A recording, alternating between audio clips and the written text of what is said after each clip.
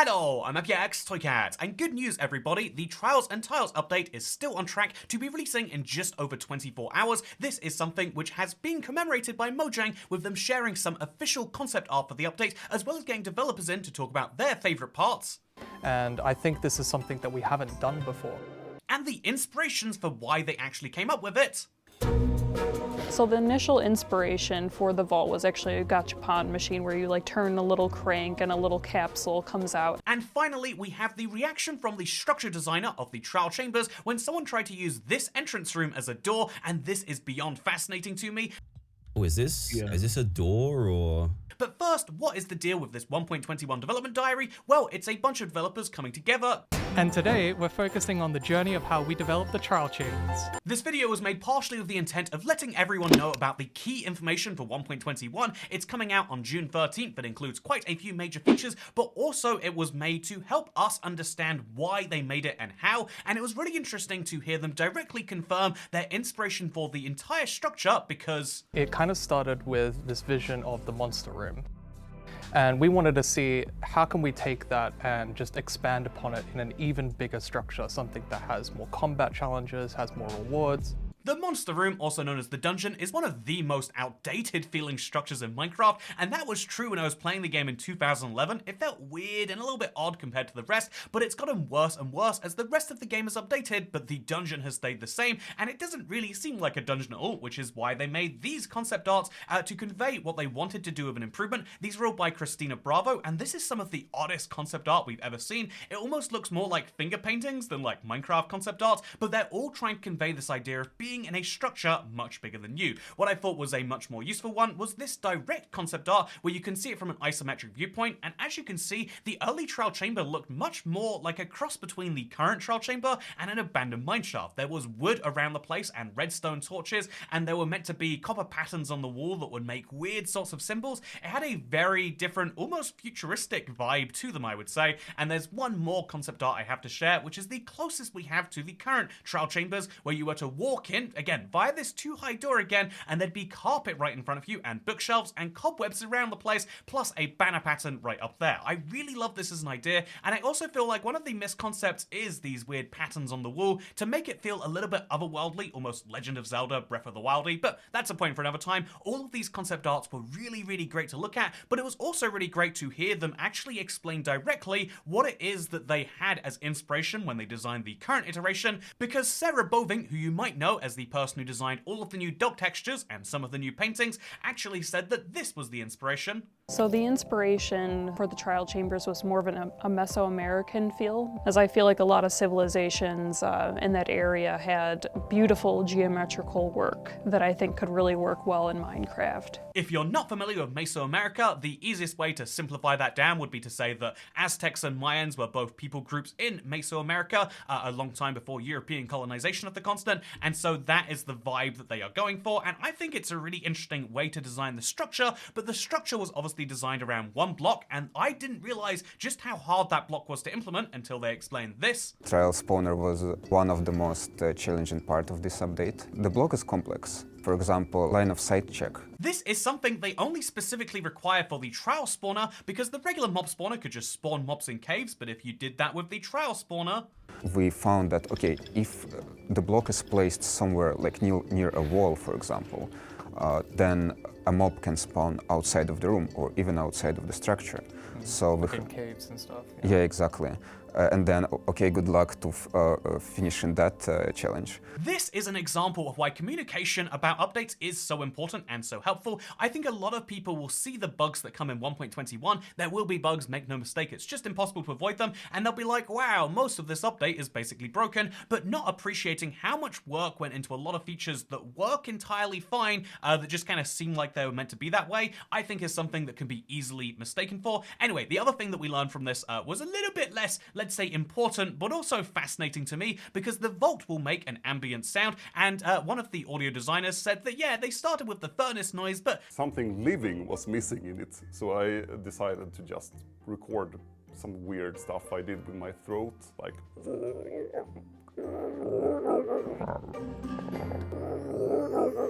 Yeah, that's that's a weird noise I don't think I ever needed to hear, but what I did need to hear was the initial inspiration for the vault itself. So the initial inspiration for the vault was actually a gachapon machine where you like turn a little crank and a little capsule comes out and everything. But we thought that didn't really fit the trial chambers, so we kind of went in a direction for something that would kind of fit the vibe of the trial chambers a little bit better.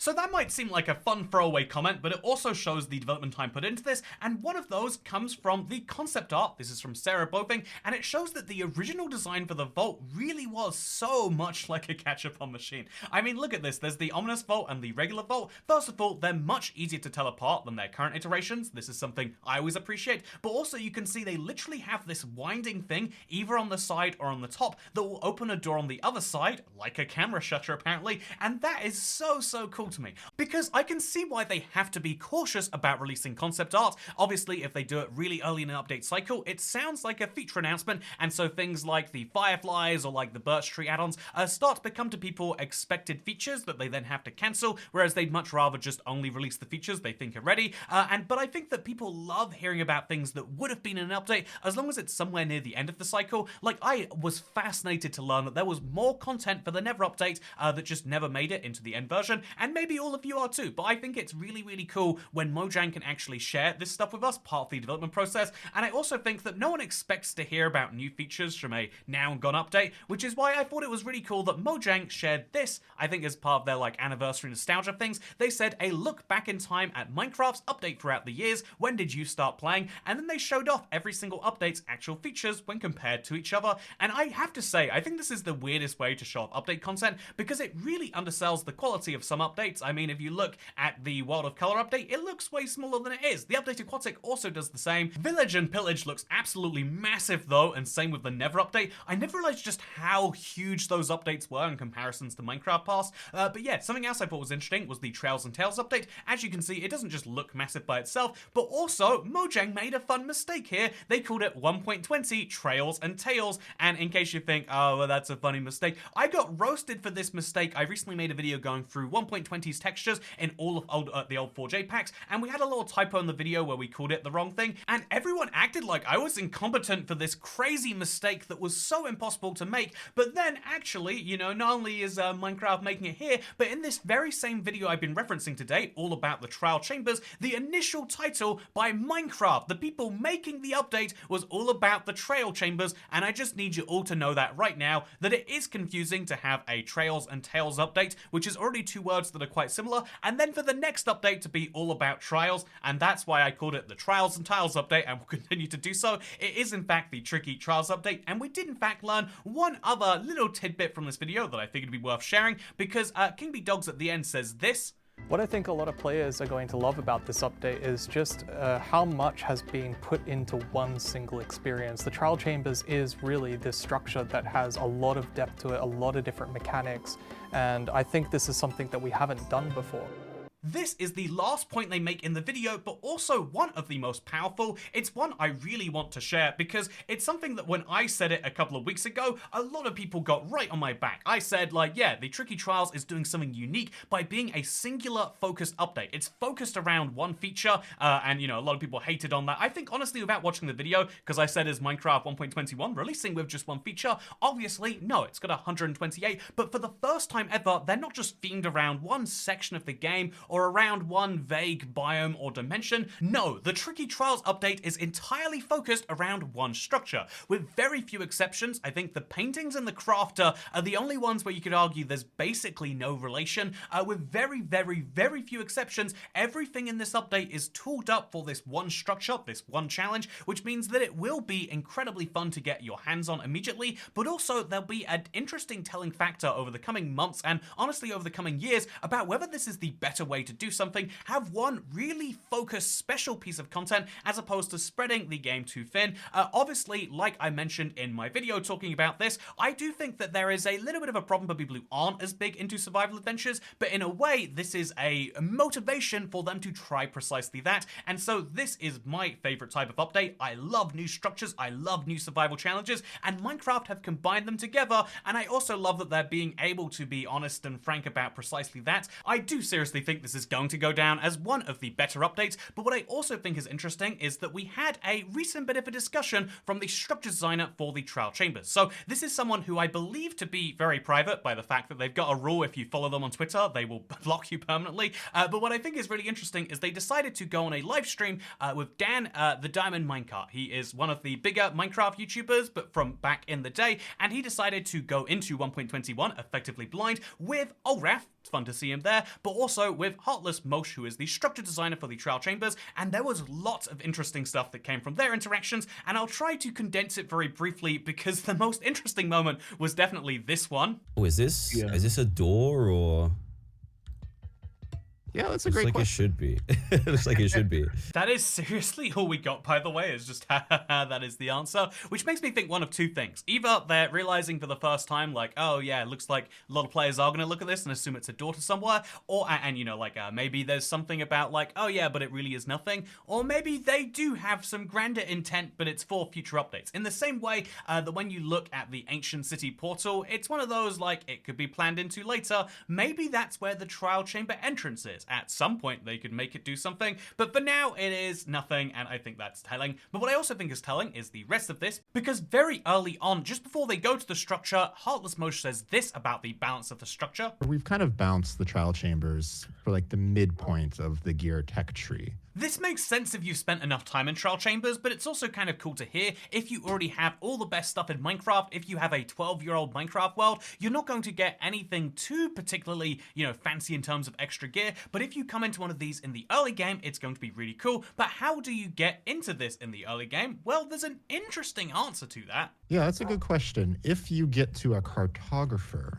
you can certainly, and from different reward chests, you can find some maps that lead you to the trial chambers. Oh, nice. Okay, that's great. So we should all be aware of the first part of this, which is the fact that you can trade with our cartographer and you can find not just your access points for the Woodland Mansion and also the Ocean Monument, but the second part is something that should confuse you. At least it did for me. Wait, there are reward chests where you can find the Trial Explorer map. This is something I actually have suggested in my own videos, but I felt very, very crazy for a second, like, oh, if I suggested something which is in Minecraft and I just didn't know about. So I did a lot of research thinking, oh, did this get added and I just missed it? But as best I can tell, after searching the game and after searching the wiki page, just in case I was crazy, there is no reference to the Trial Explorer map being found anywhere in the structure. And so either he misspoke and made a mistake, which is entirely possible, or he's talking about a future update. As we know, he has been working on 1.21.10 or 1.21.1 for a little while now, and so it could be that we just got a sneaky reveal about a feature in the next update. It's hard to say which way it is, and it's hard to even say for sure when he's talking about reward chests, whether he means in the trial chambers. This is what I would think is the best solution. I think that trial chamber chests should give you maps for the trial chambers, so you can go to the next one from there, but it could also mean any other chest anywhere in Minecraft could be giving you a map to this place. In either case though, that is a really cool improvement I look forward to seeing in the game, and sort of confirms to me that the entrance room isn't something they're going to be magically adjusting in 1.21.10. It makes me feel like that really is some far out there plan, or it is just a fun mislead for the community. It's entirely up to you. But there's one last little piece of information I figured I would share as someone who has gone through a lot of trial chambers for Seed Sunday and has had the question, how many rooms are you meant to find on average? And there's no specific answer you can find easily in the game, but to hear it from Mojang themselves. So on average, like, how many rooms are there in a trial chamber, or can it vary quite a lot? It can vary. Oh, it can vary. You can get, I've seen 3-4 chambers, but I've also seen up to 7. So yeah, it is worth mentioning there is a mythical 7-room trial chamber out there somewhere. I've seen as high as 5 and 6, I believe, and I like to imagine that if a Mojang developer has seen 7, then it's entirely possible that it goes up even higher than that. Also in this stream, they did mention a few things such as what exactly it is that they were doing, and this was something that was spoken over, so it's hard to share here, but he was mentioning that one of the things that he wanted to do was scale in place, because while Heartless Mosh is a structure designer at Mojang, obviously this update is entirely focused around a structure, and so there are a lot of people on the team that were focusing on the look and the feel overall, and then the way it's actually all going to work. There is a lot that goes on with making this entire structure, and I think it's kind of cool to see the days of improvement on that. And yeah, I have one last thought to say here, which is I think that Mojang employees coming out and talking about their stuff is infinitely more useful for promoting an update than the trailer. Obviously, you need to have that official trailer out there so that people can, like the thing that gets people interested who haven't heard about Minecraft in a while. But if you want to interest your core fans, the people who have been following the game for a while, having that inside developer,